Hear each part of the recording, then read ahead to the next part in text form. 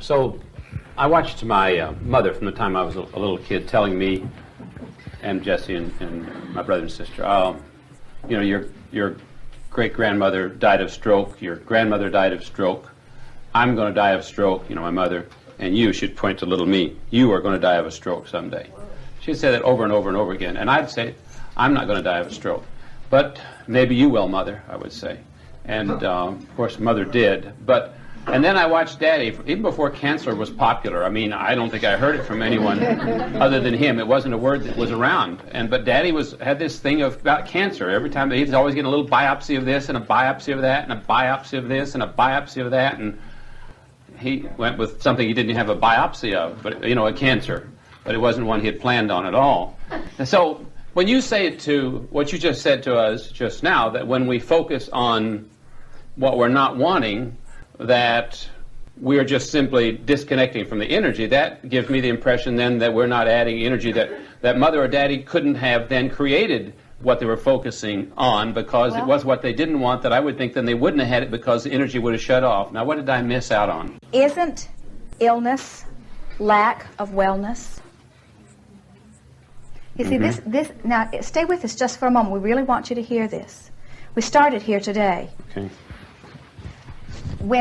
Because you become such communicators, and because you believe so much in your words and action, when you're not satisfied in saying wellness, you have to identify the lack of wellness. And you're not satisfied in just calling all that stuff lack of wellness. You want to identify it as illness. So, stay with us. Okay, I'm listening. So what you're saying to us is, by looking at cancer, they created cancer. That's what I thought. By looking at well, that's what happened. But here's the clarification. By looking at cancer or at having a stroke, they created that, which means it sounds like the energy flowed and allowed them to create it. But what is cancer or a stroke? It's the absence of well-being. And so the energy didn't help them create. The energy only helps you create what is wanted, what you consider to be good, what is good.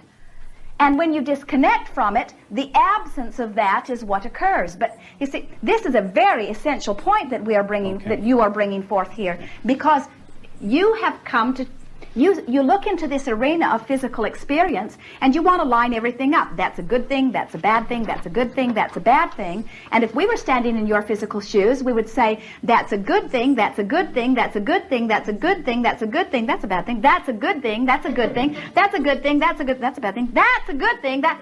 In other words, you would put so much more emphasis upon what is wanted. But somehow they've trained you to believe that objectivity is intelligence, and that if you're not willing to wallow in all of the negative stuff, that you cannot really understand all of the positive stuff. Well, now it sounds a little bit like that's some of what we were delivering to you here today, because we say if you don't have the ability to know what you don't want, you don't have the ability to know what you do want.